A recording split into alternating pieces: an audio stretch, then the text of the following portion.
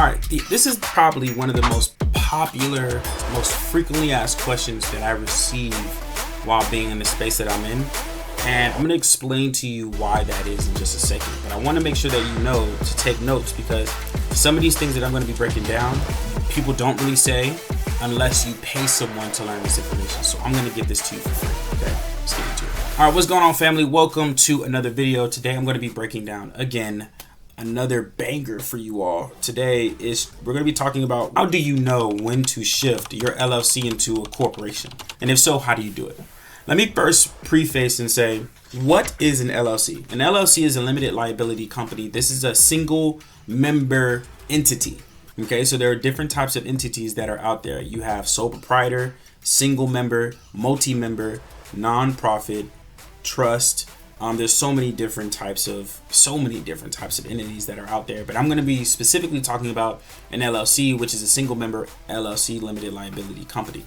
Now, I want you to listen to the actual name, right? Limited liability means that the company is limited and that it only deals with really liability companies like construction, real estate. Those are like cars, arbitration. Those are like the best companies that fit within an LLC. Not saying that you can't run a business with an LLC. I'm just saying that those are the best ones to run with an LLC. Now, you're probably saying, well, what if I have a coaching company or I have a service-based company or an online company? Do I still need an LLC? Can I still use an LLC? Yes, you can. Right? I'm just saying that they're good for those. Now, there are pros and cons of each entity that arises. Okay. Now, when it comes to getting an LLC, there are two entities that actually get double taxed. Okay, which we like to call taxation, double taxation. Okay, you have really three. No, it's only two. So you get two, which is sole prop, and I have notes here just to make sure I'm on the right track. Partnerships, and like I said, the third one is limited liability company. You have three companies that actually get taxed twice. So the sole proprietorship, and you can go to the SBA.gov website and actually do this. And what I'll do is I'll have the link down in the description for you for this site as well. But the sole proprietorship gets taxed self-employment tax and personal tax. Okay. The partnerships get taxed self-employment tax, except for limited companies, and personal tax. And then the LLC gets taxed self-employment tax and personal tax or corporate tax, depending on, if you class it as a corporation or not. Okay, so when it comes to opening these particular entities, you want to make sure that you know the actual laws, how the ownership works, how the liability works, taxation, and etc. Okay, so now that you know what these entities are, now it's a matter of, okay, well, how do I know when to actually shift from a sole proprietor to a LLC? Well, if you want to have a business, then you're going to shift from a sole proprietor to an LLC. You are not a business if you're a sole proprietor. You are actually a individual.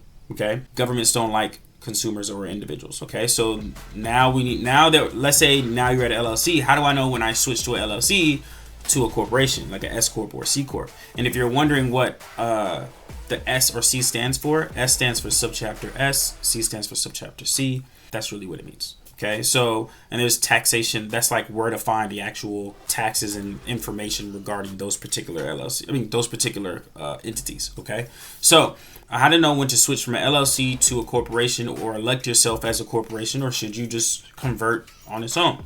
Right? Let me answer that question for you.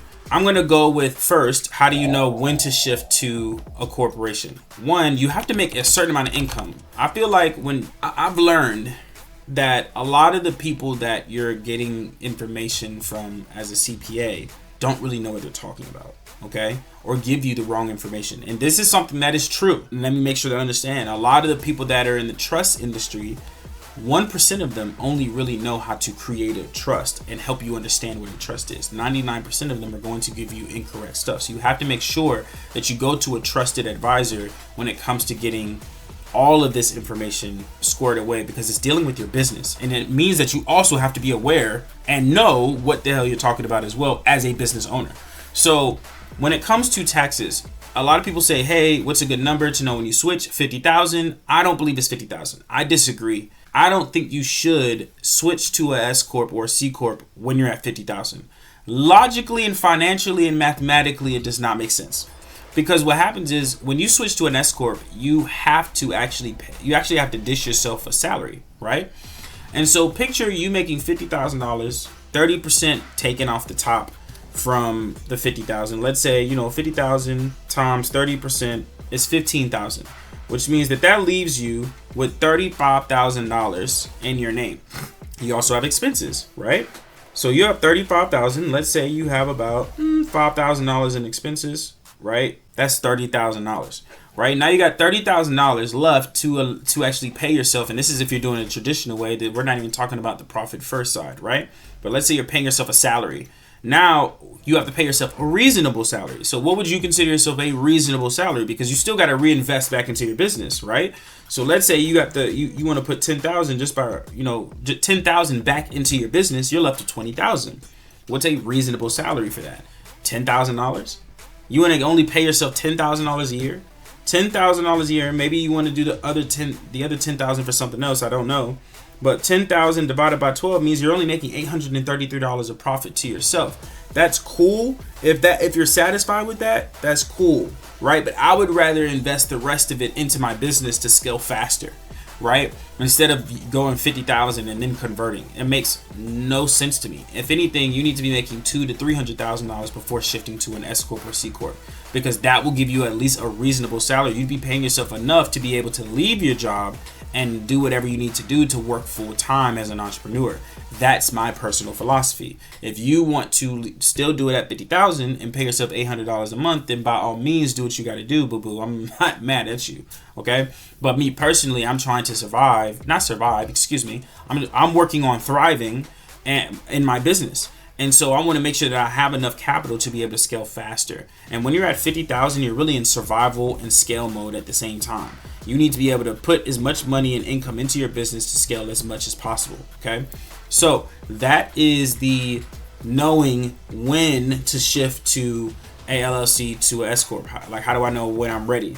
Right. It doesn't matter which one. Now, S corp and C corp, y'all. Like I said, you have to pay. You don't pay self-employment taxes, but you have to pay yourself a salary, right? With C corp, you still get double taxed. You got corporate tax, and then you have another form of tax that I can't remember off the top of my head. But the key thing is that you can choose to be public if you want to with the C corp, which is the benefit. Now the question is, should I elect or should I just get a corporation?